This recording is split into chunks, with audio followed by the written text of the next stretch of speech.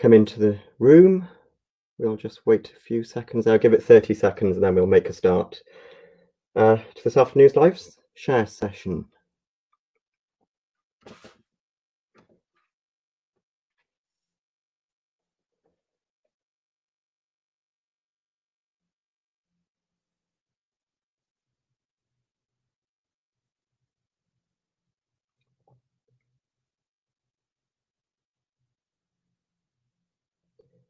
Right, so let's make a start. So, good afternoon and welcome everyone to Cross River Partnership's second live share session. I hope you're all keeping well. This session will discuss high streets as havens on emergence from the current COVID crisis and lockdown.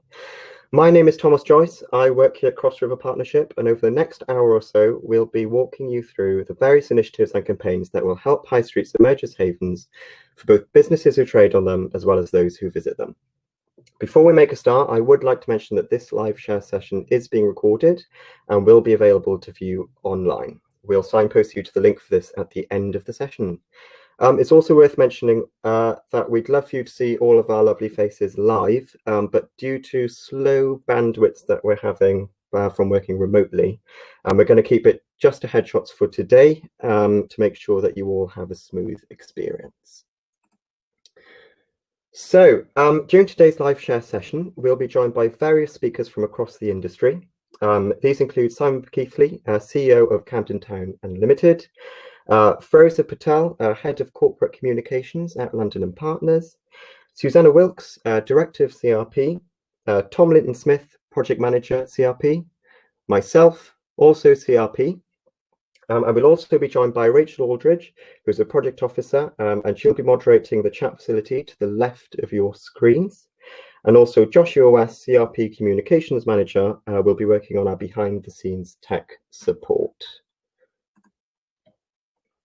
So during today's live share session, we'll firstly provide you with a brief introduction to CRP, after which Simon Keathley from Camden Town Limited will walk us through the future of high streets beyond the pandemic.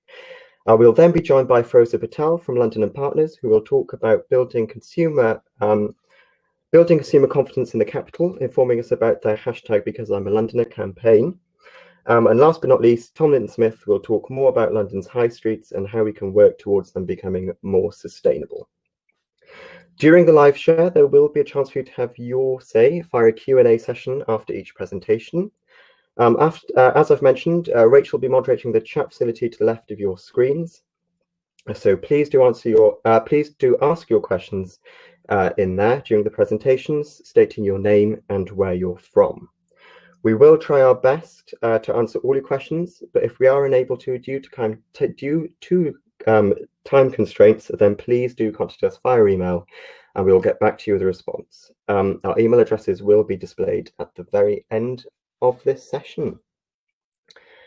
So before we go ahead and make a start, let's just quickly pull up a poll, and it'd be great to have your feedback on this to see how things are moving out of lockdown. So yes, so the question is, now that non-essential stores can open, which type of shops are you visiting most often? So is that continuing to be food stores, DIY hardware shops, clothes or retail, garden centres, or are you continuing to shop online for non-essential items?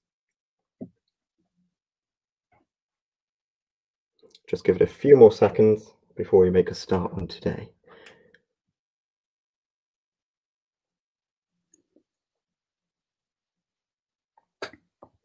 Perfect. It looks like there's an even spread between shopping or still online and also food stores, but there's also many people starting to move back onto the high street for those non-essential items, which is good.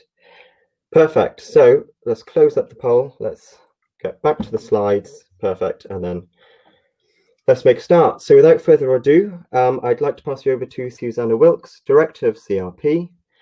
Susanna. Thanks very much, Thomas.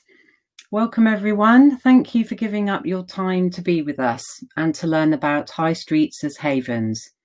As many of you know, Cross River Partnership was formed 26 years ago to build the Millennium Bridge across the River Thames. By now, we're actively helping with delivering London's future together with all sorts of government, business and community partners. CRP would like to thank its major funders for making this live share session possible: Central Government Units DEFRA and Innovate UK's Challenge Fund, plus the Mayor of London. CRP is delivering a wide range of projects. One, Clean Air Villages, is supporting businesses to keep London's air clean as we emerge from lockdown. Another, Healthy Streets Every Day, is working across 17 boroughs to reimagine how all of London's streets can help us move towards a sustainable future, including the role of London's high streets. So CRP's vision is to empower people from all sections of society to deliver innovative projects that support places to survive and thrive. Many of you will be aware that this week is London Climate Action Week in digital format. If we're learning anything from the COVID crisis, it is that we can't continue to put profit before the planet. The two must go hand in hand. Civilization itself developed through human exchange at markets, and these still make a vital contribution to many of our high streets today. Properly nurtured, our local high streets can lead us into a safe and sustainable recovery from COVID. Much has been made of the safety of reopening our high streets. People are understandably concerned. In other parts of the world, and now in Leicester, lockdown restrictions are already being reimposed as infection rates rise. But it's all a question of balance. With the right physical distancing interventions, with meticulous guidance and regulations, with intelligent and ongoing monitoring, we can continually tweak the rules in order to maximise health and economic outcomes simultaneously. To this end, CRP is sharing all of the information and best practice that we can lay our hands on. Please do see the dedicated COVID-19 response page on our website. So high streets really can be havens, safe in every sense of the word. High streets can support our economy, our businesses, our physical needs, our air quality, mental health, human connections. I'm very pleased to introduce my esteemed colleague Simon Keathley to show us exactly how. Great, thank you, Susanna. I hope you can all hear me. So I'm going to talk a little bit about the work that we've done at Camden Town Unlimited and Euston Town to try and think about where this is all going. We are obviously on tender hooks to see what the weekend brings. I think what's happened since the 15th has been very interesting. That sort of, interest from the beginning that's maybe slid off a bit there. I think that's reflected in the poll that we've just done as well. I do think we are at a critical moment for our high streets and town centres. One of the things that I kind of feel like been saying since the beginning of all this, which now feels a bit kind of old hat, is we knew that the world was going to change a huge amount in the next 10 to 12 years. Now we're looking at that sort of change happening in the next 10 to 12 months. The things that we knew were already happening about the way we shop, about, longer term things like autonomous vehicles. We knew this stuff was happening, but I think what we have to do now is try and adapt our thinking to a much, much more present time frame. We've been trying to do this through a project of ours called Alternative Camden. I'll talk a bit about that in a minute. But I do think that it's an opportunity that we have to try and grasp.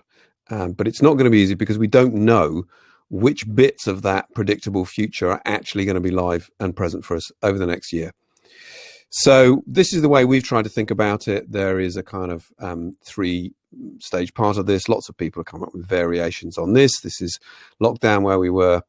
we're somewhere between the two. Let's be honest. At the moment, we're sort of flitting between these two. And I'll talk a bit more about some of the projects that we are working on, have been working on for some time, and are adapting to the kind of new realities. But that sort of sharing information as well as looking ahead, I think, is really crucial to the way that we, as a business improvement district, can try and provide value to our members. And let's not forget, there are many business improvement districts that are going to go into ballot within the next year. And if we can't demonstrate value to our members, then there'll be fewer of us around. So this idea of reset that I think we're in at the moment, and as I say, I think we might flip between the first and second stages for a while. But then we start having to think about this sort of business unusual idea. There are ways in which the world is going to change, and we've got to kind of stay on top of it. I think this, again, is not a particularly... it feels like an old idea already, even though it was quite new at the beginning of the pandemic.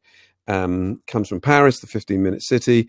And I think if you think about the way any area, and Camden's a good example of this, relies on its economy for international visitors, day trippers and office workers, well, they've all gone. And we're going to have to find, certainly in the short to medium term, markets much, much closer to home. So I think this idea of a 15-minute city is really important for us. And I think that the way in which we kind of reimagine our areas based on that is going to be really important. A very interesting stat that I came across last week. I sit on various groups for London LEP, and I'm on the London Transition Board. So there's a lot of information flowing in and around those groups about what's happening post the 15th, how things are going to change next weekend. And it's really interesting. The sort of footfall figures in and around the West End seem to be hovering at around the 20% mark. In Camden Town, it's up to about 35% of where it was a similar time last year.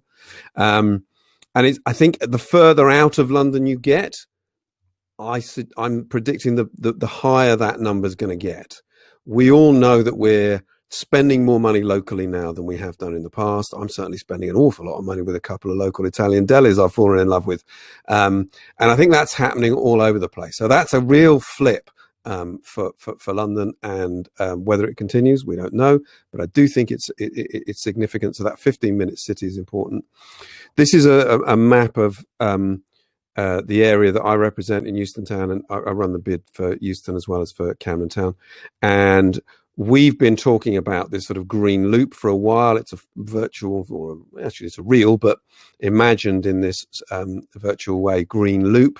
It's a 4-mile pedestrian route. We're trying to build a part of it up here in the High Line. Most of the rest of it exists already. And it's a bit like a tube map. It doesn't actually look like that when you walk it. But I think people retain that sort of knowledge. When you walk through an area, when you get to know it, you do move through it in a different way than when you're just a visitor. And I think our plans have got to kind of work with the grain of that local knowledge, and not sort of do things so much top down, as is often the temptation when you're trying to sort of think about things from above rather than with a community. Camden High Line is just an idea of reusing a bit of, you can see down here, that green stuff. There's a disused bit of railway line there on a viaduct next to the live line. Going to be an amazing park in the sky. We've been progressing that for a while. Starts to become a lot more interesting and relevant in the current climate. Similarly, some stuff that we've been doing down in Drummond Street. The western entrance to the new HS2 station is now, because we've been lobbying hard for it, going to go down Drummond Street, and we've managed to secure some funds for doing it. But it's quite an interesting in the chat there. I just seen from Helen, 45% there. That kind of fits the pattern there for Wimbledon. The further out you get, the higher the footfall gets. But Drummond Street, again, trying to use that as a conduit into the station, as part of a broader walking route, thinking about these things differently. And I think, and I feel like I've banged this drum quite a lot, but and it very much links to our Alternative Camden project that we began back in 2018, that bids have got a weird and interesting role to play in this. In a world where local government's got no money and regional government's got limited powers, national government's somewhat distracted, what can we do in our localities, that with our democratic mandate, with these all key relationships we've got with our own funding, our own governance, that maybe other players can't. Greg's saying Camden Lock possibly 5% footfall. That's different, Greg. I'm not sure where that comes from, but we're seeing on our high street counters about 35%. Alternative Camden was a project I mentioned, and I think that engagement with the non-usual suspects that we came to focus on has been really, really important. So we ended up with our various workshops paying young people particularly to come to events to try and get around this idea that we always end up with the usual suspects in a room, and also that we're not asking them particularly to work. We made them kind of stay with us for a day. We made them kind of work their ideas, not just kind of come up with them, but actually kind of trying to work the way they were. Thank you, Rachel, for the link there. And we came up with about 30 ideas. We went on down to 20, and we had 5 that we started to do real experiments around. But for the purposes today, I've sort of pulled out a few that I think are pertinent to that long-term discussion. So we know that the sort of concrete ceiling, any of us who work in and around town centres know that the sort of concrete ceiling is those rental values, the land values that don't seem to shift and prevent the sorts of change in use that are going to be so important, I think, going forwards. Why don't we think about, this is a national, obviously, idea, but why don't we think about swapping the liability of business rates from occupiers to owners? Why shouldn't we try and pull those owners more into the light and make them much more part of the conversation? Currently, they can exist very much in the dark. A change in the system like that is not going to change the fact that those business rates are inevitably going to end up coming out of the bank accounts of the occupiers, but we're pushing the owners more into the light. And I think that's quite an interesting thing to think about. Obviously, meanwhile use is something that's going to come up here. We've got the new powers that are being talked about. In fact, Robert Jenrick was talking yesterday in a meeting I was at. He's still got a job, by the way, about the permitted development rights, and saying that we've got to learn the lessons from before.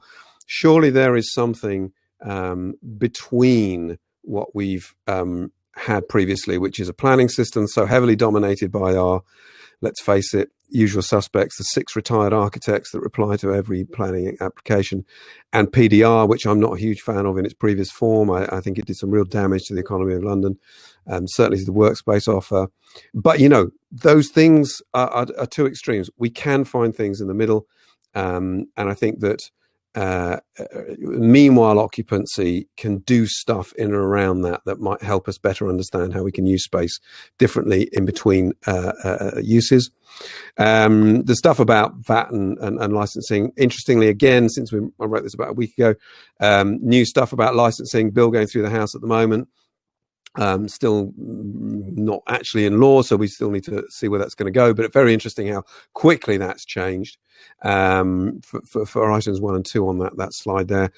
The third point about VAT, again, these are big stuff, but it's worth us trying to think about this, and I think the business lobby that business improvement districts can pull together is so important for influencing government.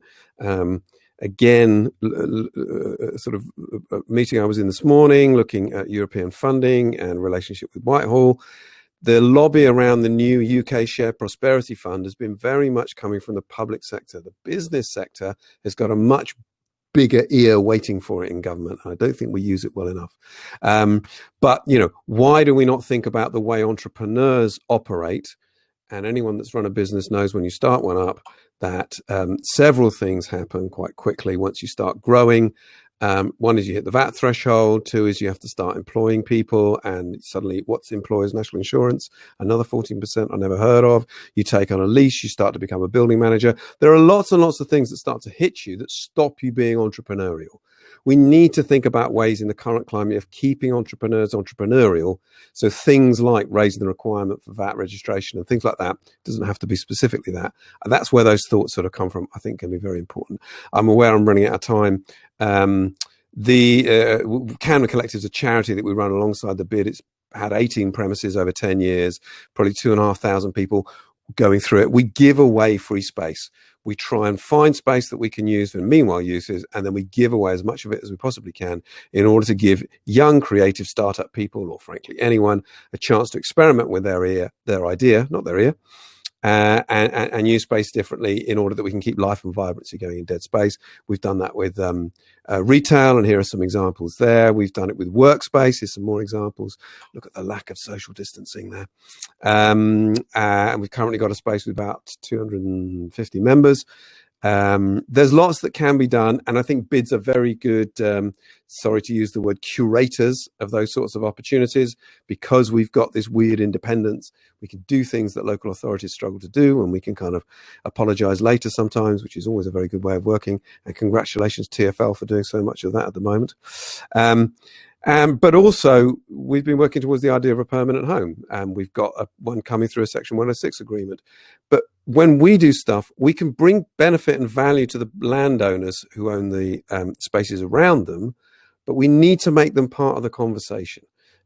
Stuff that brings life and vibrancy to a high street doesn't necessarily return value to the owner, but if you can do it near the owner with the owner's support, then you can kind of get more of a mutually beneficial relationship going, hopefully. But I do think that getting the owners involved is so important.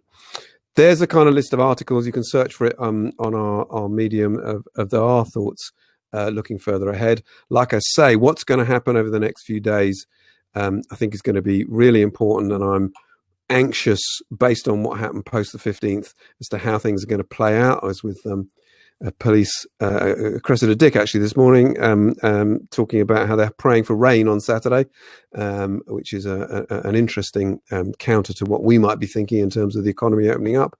But there's a lot of interesting stuff going to happen over the next few days, and I do think we have to kind of not prejudge this, but we've got to start thinking about that kind of new future.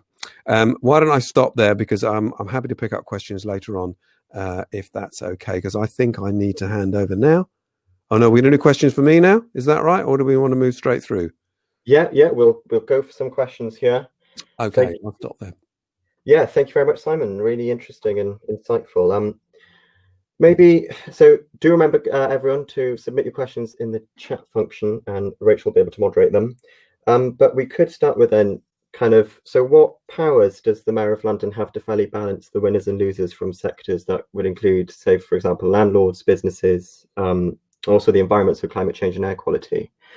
What kind of powers do they have to fairly balance the winners and losers, particularly from the high street or on the high street? I mean, yeah, I think there are limited powers. If you talk, sorry, are you talking about the powers that one has dealing with a landowner? Yes, so kind of, yeah, yes, exactly. Well, I think the advice I might give people is be ready to negotiate, and but as with any negotiation, I think the power to walk away is hugely important.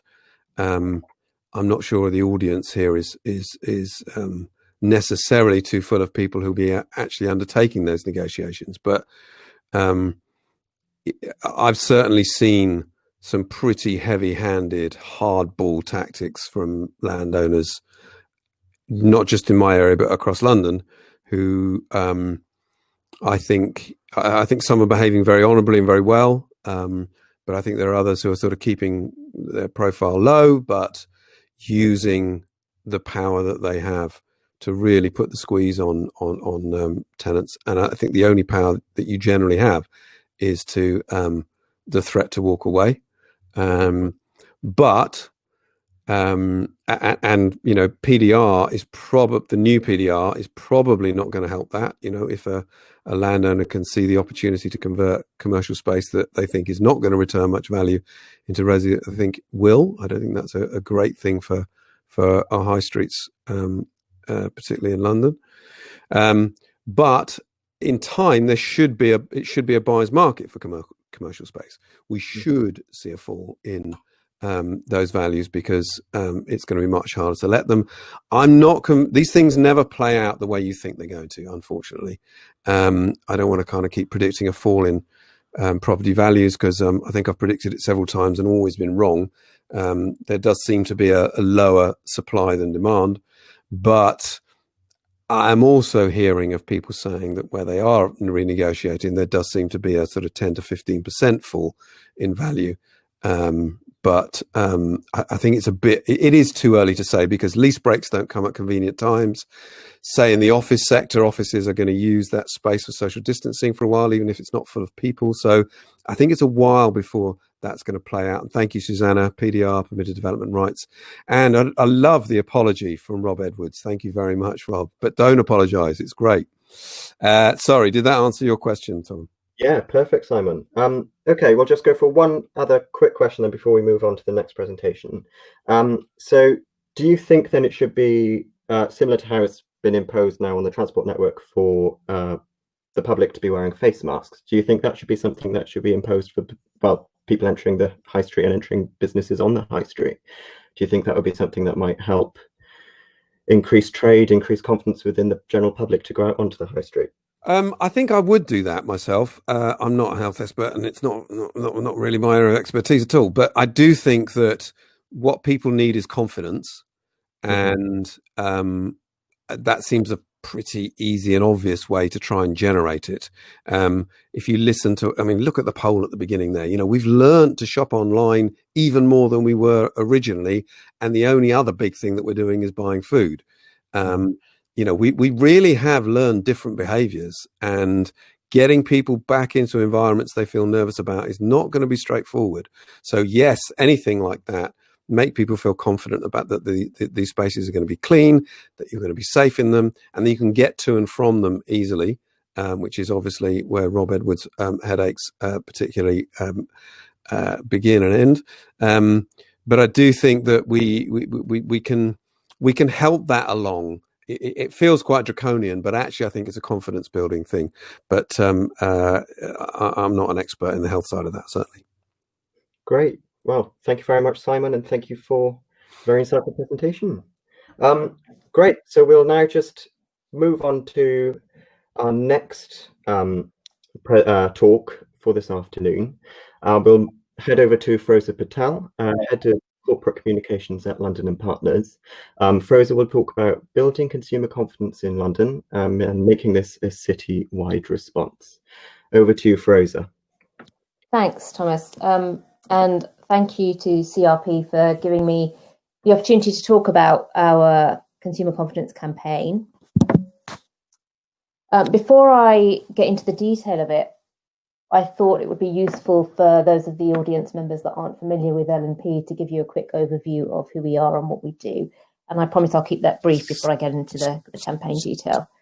So London and Partners, for those of you who aren't familiar with us, is the International Trade Investment and Promotion Agency for London. And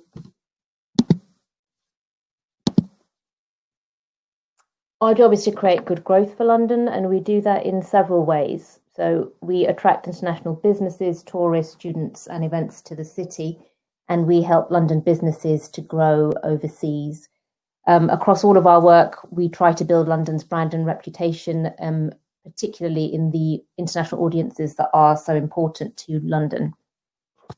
The campaign work that I'm going to talk about today will touch on the tourism bit of what we do and why it is important that London needs a rapid and responsible recovery in consumer spending.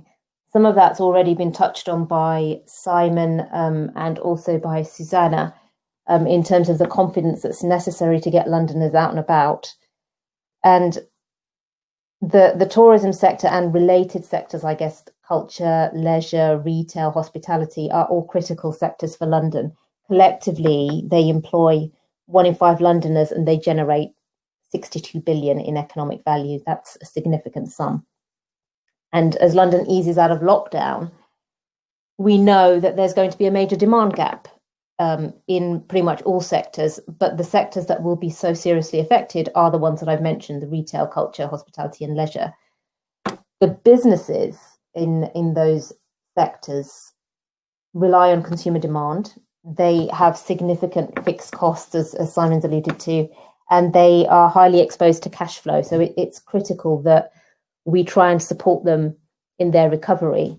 And as it happens with London Partners' kind of international hat on, And those are also the sectors that create the culture and lifestyle that underpins London's global reputation.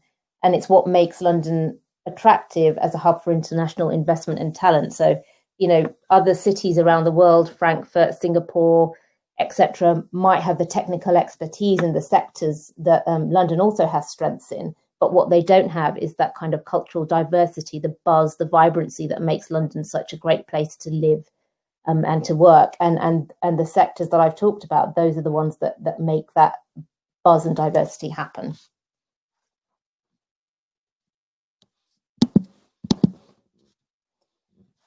So one of the ways that London Partners is responding to this is through the Alliance for London Consumer Recovery. We know from our research and from previous crises that it's the domestic audience that's going to come back first. It's not the international audience. And we want to be as supportive as we can to our tourism member community, which includes all of those sectors, and to make sure that we are making the most of consumer demand domestically. The Alliance for London Consumer Recovery is essentially a collective response from London's businesses, from brands, from trade sector organisations and membership bodies, from cultural organisations, and from city authorities, including London councils, the Mayor of London and TfL, to get consumer recovery up and running again in London. And of course, there's lots of supply side issues that have been alluded to, and there is anxiety and there's concern about, opening up high streets again. But the place that London Partners feels that we can make the most difference and where we have the expertise is around the campaigning and the promotion. So what we're trying to do with the Alliance is to encourage a responsible recovery in consumer spending and build that entirely on consumer confidence to try and get demand up again.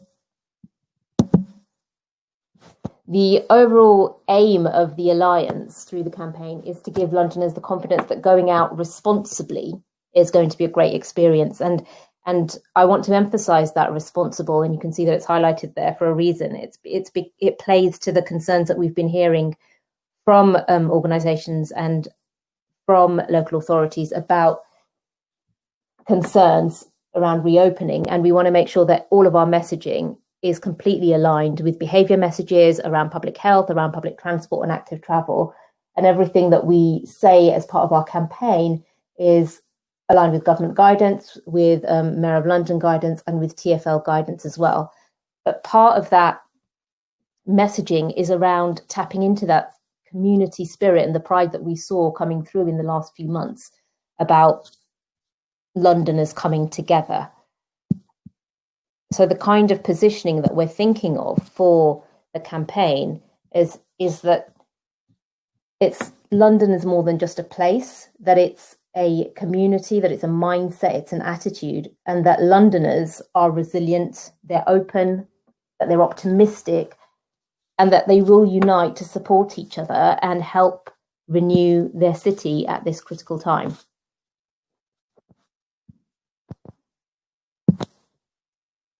So what does the Alliance do and what does LNP do as part of this?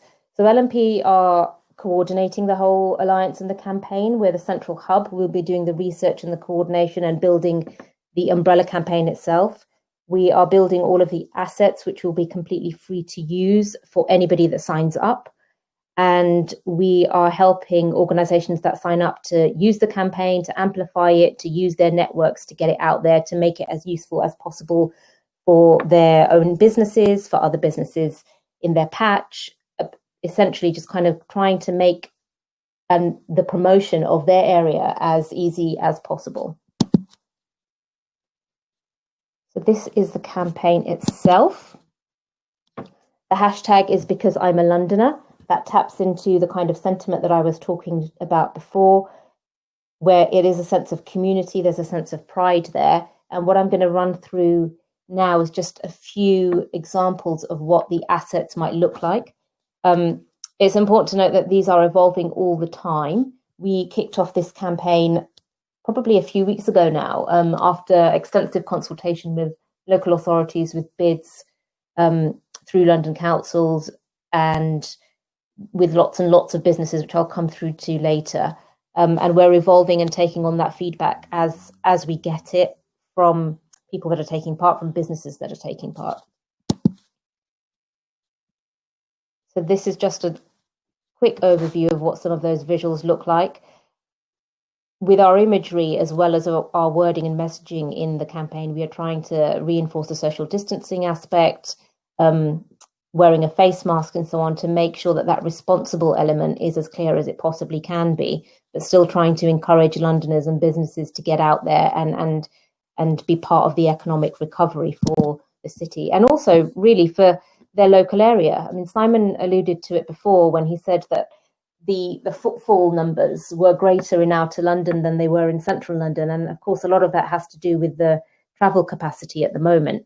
The campaign itself is very much about evolving as the circumstances change. So at the moment, it's about a hyper-local campaign. It's about your local area, your local businesses, and how you can support them. And that will flex over the campaign's lifetime. So right now, we'll be emphasizing places that people can get to by walking and cycling. And as and when public transport capacity for leisure travellers increases, and we don't know when that will be, we will start building that idea of local to be more than just hyper-local and encouraging further kind of exploration for people. But the positioning statement is very much about responsibility, and then the campaign activation will change over time. The imagery in our campaign as well is actually very specifically targeted to a demographic that research tells us is the quickest demographic to kind of return to the high streets, and that's a younger Londoners without children demographic. We've just undertaken a massive piece of research looking at consumer sentiment for about 2,000 Londoners, and we're going through the analysis at the moment to understand what other demographics are likely to come on board in terms of exploring the high streets and exploring London next, so we can make sure that the campaign collateral and the assets that we have are reflecting that particular demographic. So right now, that's where we're at, and there's a few more assets there. And then I want to talk about how we're mobilizing the campaign.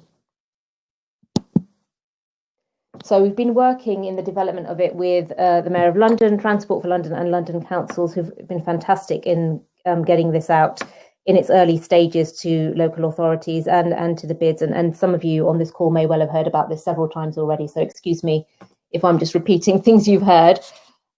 We've also been working very closely with the trade associations across the sectors that are affected, and making sure that we have their feedback, the feedback of their members, and getting them on board with the campaign. And then we're also speaking to over 120 major London businesses. And the reason why we're speaking to them is because as much as this campaign is about the culture, retail, leisure, hospitality sectors, we want to ensure that big London businesses get involved as well and support, because it's the right thing to do for London. And they might be able to support in different ways. You know, we're working with MasterCard, who are helping us with the analytics for the campaign work. Salesforce have been fantastic in helping to build a portal that all businesses can access, and where we can place all these assets for everyone to be able to use. And this is how we're hoping that the campaign works. We will have a virtual campaign HQ, which you can join, and I'll show the address at the end of this presentation. And we will use all of the organizations that we've been working with so far to reach the businesses. So we're in very early stages of recruitment. I think we've got about, in the last 2 weeks, we've had about 300 to 350 signups on the portal, but we want that to get to thousands. So it's very much a recruitment exercise, and it's very much a pan-London exercise. So those assets, because I'm a Londoner, assets, we want them to be used across London, but we also want them to be used in a way that makes sense for local authorities, and it makes sense for particular business improvement districts, and it makes sense for particular businesses. So it should be as flexible and as personalizable, that's even a word, as possible. And that's what we're making sure that all of our assets can do.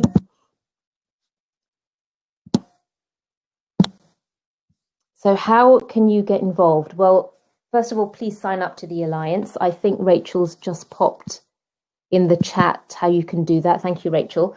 And use the hashtag. We started on the 17th of June. Bids and local authorities and lots of businesses are already using the hashtag. Thank you very much for that. Please encourage everyone in your patch to use the hashtag as well, and to use all the assets, because they're completely free and there's guidance on how to use them, and they can just use them for the promotion. And one of the things that we've learned from the development of the campaign is that, you know, staff have been furloughed in lots of organizations. The capacity for marketing is quite limited, and this is the area where London Partners has lots of expertise. We do campaigns all the time, so we want to make sure that we can provide that resource for free as needed to anyone that needs it. And over the next several weeks, there will be activations at various points. So when you do sign up, please opt in for further communications, because you'll get the latest assets come through to you when we have them.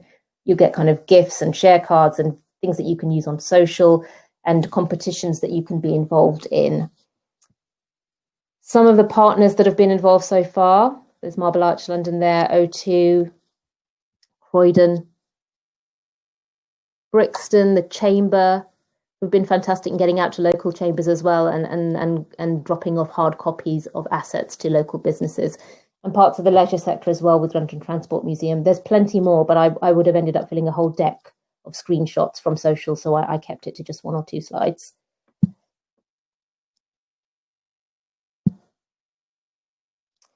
Some of the things that we've got coming up in the next few weeks, we've got our Visit London channel is going to be taken over by influencers who are going to be showcasing particular businesses that they are keen on, that they want to promote.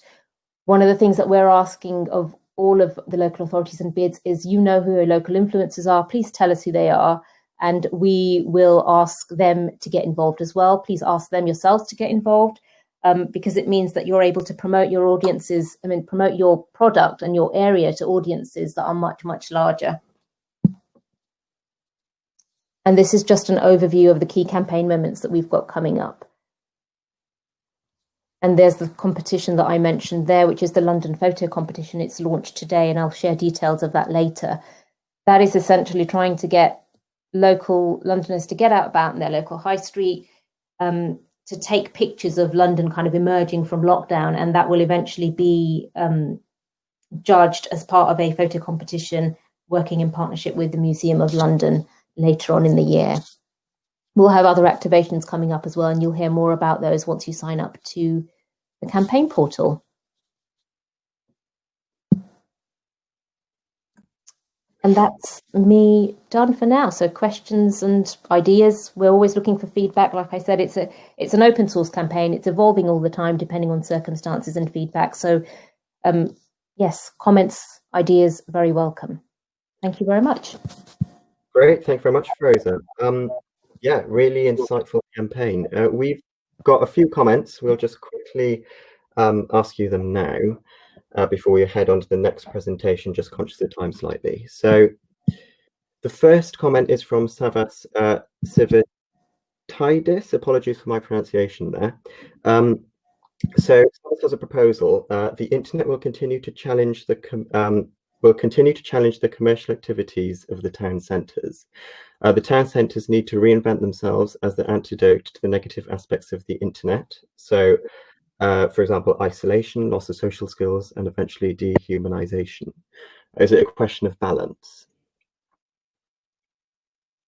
Is there anything you'd like to comment on that, Fraser, at all? I completely agree. And part of the kind of getting Londoners out and about is it taps into 2 things, really. It's kind of, you're doing this to support your local economy. It's the right thing to do as a Londoner, but it's also, there's that personal satisfaction and the personal, gain and benefit of actually being out and about amongst people. But there is also the responsibility and the safety element, which I know people are concerned about, and which we want to emphasize in the campaign, that when you're out, be responsible, be safe, be considerate. Perfect, great. Yeah, exactly. Totally agree with that. We'll just go for one more question then. So do London Partners have any plans to promote or or further community cohesion and economic activity campaigns that will help London's businesses as well as the environment more widely, for example, air quality? At the moment, our focus is very much on the domestic tourism market. So we're trying to figure out how we can support our community of tourism members and make sure that their businesses are able to operate fully again and get customers back to them. So that's our initial focus. Like many organisations, we've had to completely revisit our business plan. We were internationally focused, of course, and now we're focusing on domestic because that's where the demand needs to come from right now. So currently not, but that's something that we will probably be looking at as part of our good growth ambition over the kind of short, medium term to longer term future. Great. Thank you very much, Rosa. I can see there's a few more questions in the chat. We'll make sure that we send these over to yourself, Rosa, and we will get answers back to the audience as soon as we can. Perfect. Well, thank you very much. And we'll now move on to our next presentation. I'd like to introduce Tom Leighton Smith, Project Manager here at Cross River Partnership. And Tom will be talking more about London's high streets and how we can work towards them becoming more sustainable. Tom. Thanks, Thomas. I've just got a couple of sensory issues to address first. Thankfully, as you can't see us on video, none of you have to experience my lockdown beard. There's a much nicer picture of me in the thumbnails there. But also, secondly, I live on a sort of a kind of a high street, and the shop opposite is having some renovation works going on. So there may be intermittent noises in the background, but hopefully this isn't too disruptive. As you say, I'm a project manager here at Cross River Partnership, looking at some of our sustainable transport projects. And first of all, I would like to take a quick step back in time to take a bit of a long view of the high street and some of the tensions on it from a transport perspective. The development of many high streets around what we know as London today was through the growth of metropolitan and district areas that centred on coaching and other transport routes in and out of the historic centre of London. Economies sprung up around the stops in order to service people passing through, and these amenities grew to serve the local community as both housing and London as a whole developed around them. These streets therefore have long had a dual function, both as places to pass through and to stop. I think this painting from Islington High Street at Angel in the 1820s neatly shows these dual functions and how they can both complement and conflict with one another.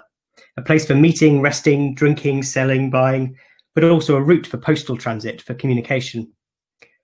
I note particularly the young man with a bag of fruit whose hat is being trampled on, falling victim to the dangers of a speeding coach and horses, whilst in the background a coach driver and guard are knocking back a couple of stiff drinks.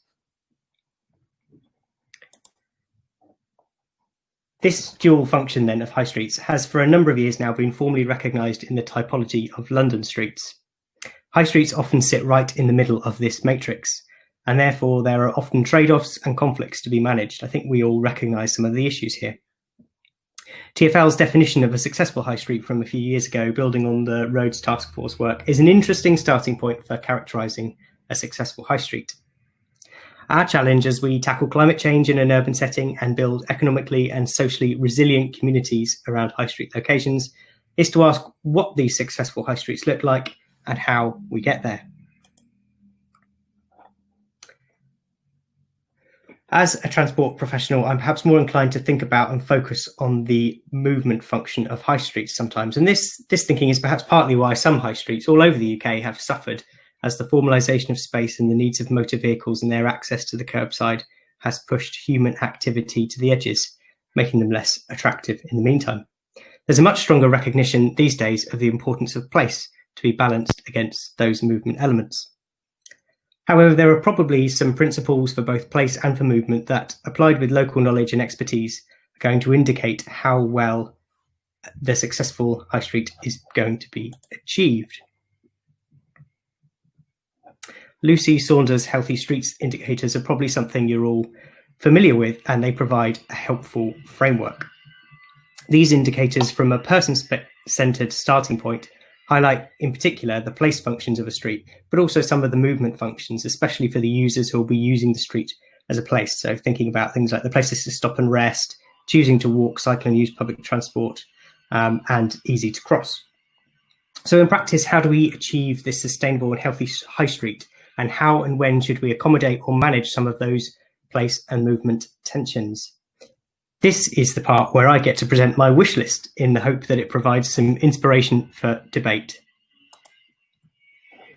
Happily, there are already lots of examples from CRP projects, from our partners, and from others to help me illustrate this.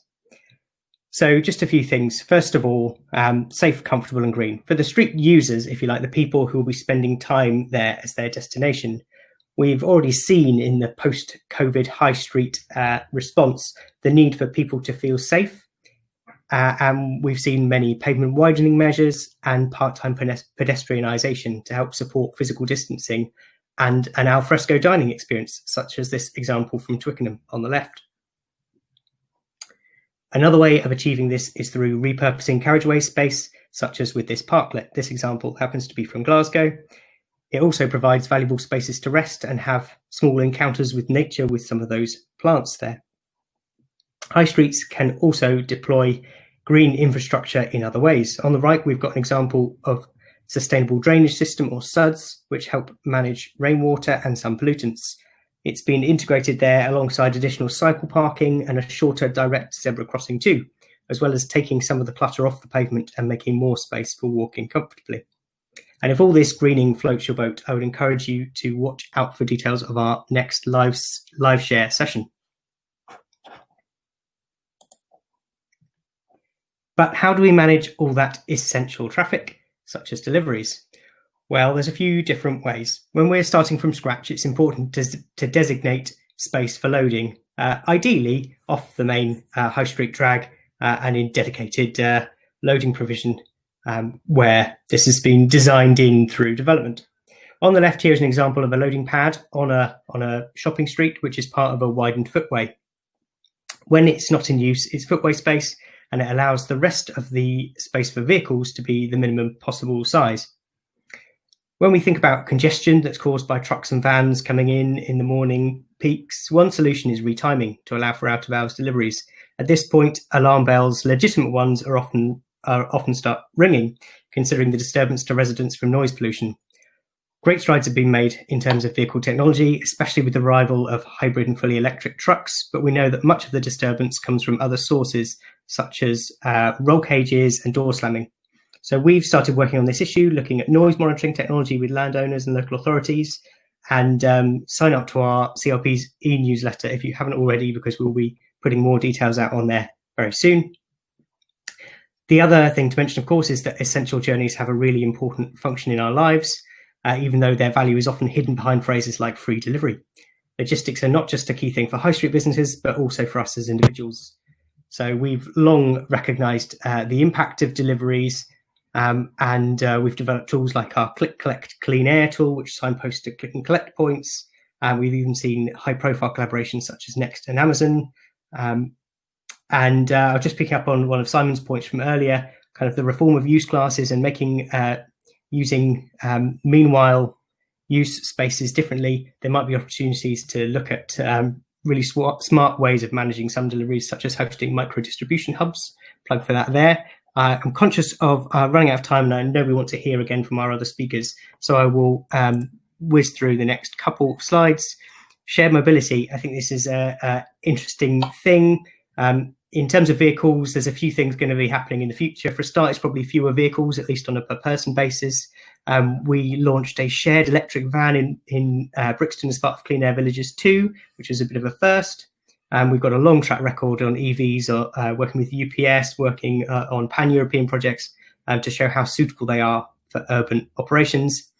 And on the topic of shared mobility, we've seen a rise in recent times of bike hire schemes and shared vehicles on the street. I like Como UK's idea in the centre there of shared mobility hubs, linking public transport, cycle hire, including a cargo bike in there, which takes us on to our last picture, which is another Clean Air Villages image of how cargo bikes can serve local businesses and help them support their customers better without more vans being on the street.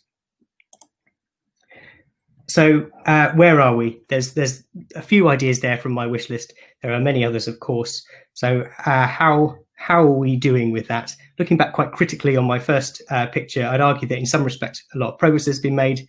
this image of a high street it's not equitable space. It's dominated by vehicles. There's no doubt lots of noise and dust pollution. It's not particularly safe. Much of the street life is pushed to the side. And in terms of big projects, there's lots of things that are already being delivered. Here's a couple of images from the A10, which in various locations is a high street. Winchmore Hill on the left has been transformed to a really high standard through the Mini Holland programme. And on the right, there's a visualisation of Stoke Newington High Street, which TfL is transforming with Hackney Council, thinking about space in a really different way to its current gyratory system setup. Although that particular image could use some more electric vans on it rather than those old diesel ones. But perhaps there's another picture which I think didn't quite make it to the presentation, of a temporary parklet which puts in place a vision of a better future in front of people today. That's probably the place to start, so people can imagine a different future. I will leave it there because I know we are really short on time, and there might be a couple of questions for me and for others. Great, thank you very much, Tom. Some really good initiatives there. We'll just go for a question then that we've got. So how can local authorities, TfL and others implement ambitious high street plans in a post-COVID era of massive funding shortfalls? I think I would say start by starting in the street space interventions that local authorities have been putting in at an incredible pace.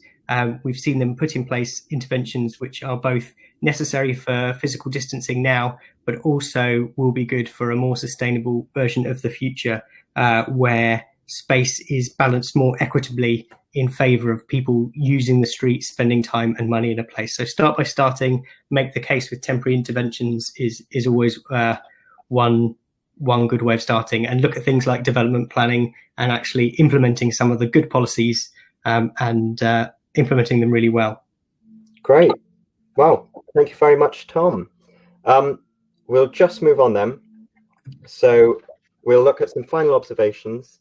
I hope everyone who's attended today has found these presentations useful. But before we do finish and go to the final poll, I'd just like to wrap things up with a final question for the speakers. So conscious of time, about 20 seconds each, would you be able to answer this question? So what final piece of advice would you give businesses on surviving and thriving safely and sustainably post-pandemic? So including contributing to high streets as havens. So we'll go in reverse order of who's presented. So Tom, we'll go back to you quickly.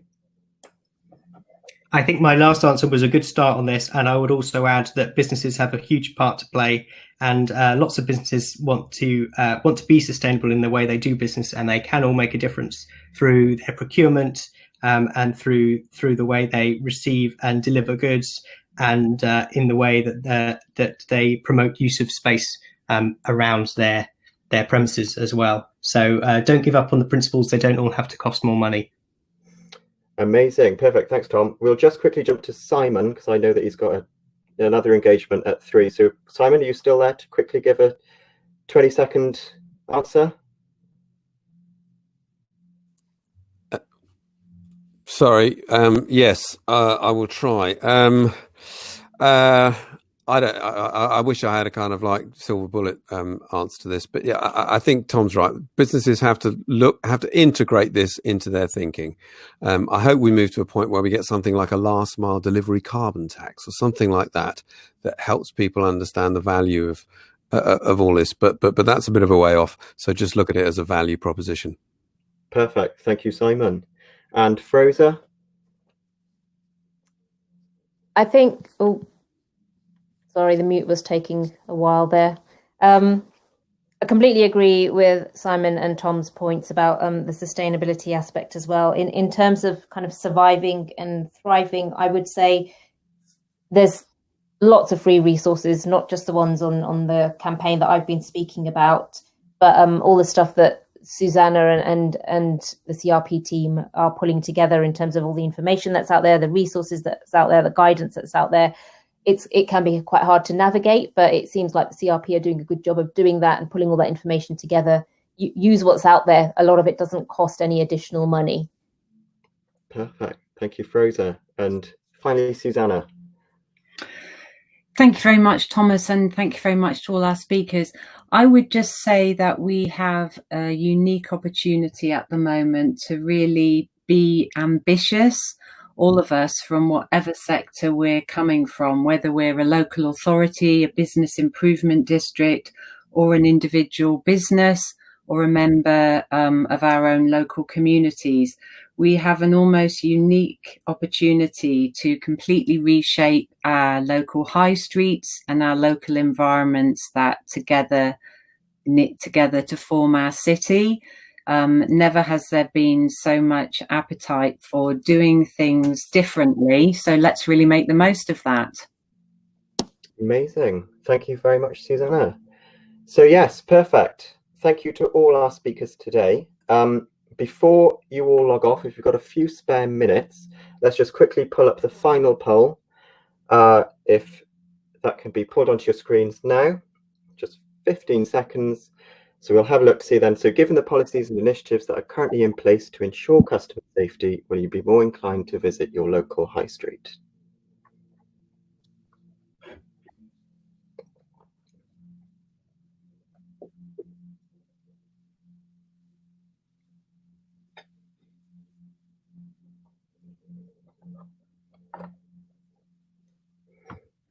Great.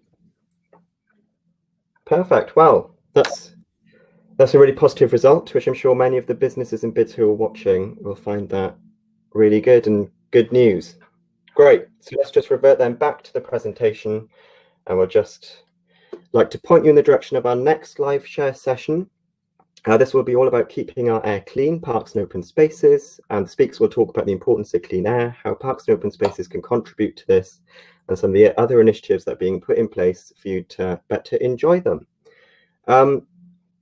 So do remember to sign up to our newsletter, follow us on Twitter and LinkedIn to receive all of our latest updates here at CRP and upcoming live share sessions. A registration link for the event that I've just put up, that I've just mentioned, will be live shortly, and these will be posted on our social media streams. This live share, our past live shares and all of our future live shares will also be posted on our YouTube channel for you to view whenever you want and also to share with whoever you want. So any questions you have, please don't hesitate to get in contact with any one of us. Our details are on your screens now. We'd like to thank all our speakers for their extremely insightful and interesting talks, and a big thank you to everyone for joining us and tuning in this afternoon. Remember to stay safe and see you all again very soon. Goodbye.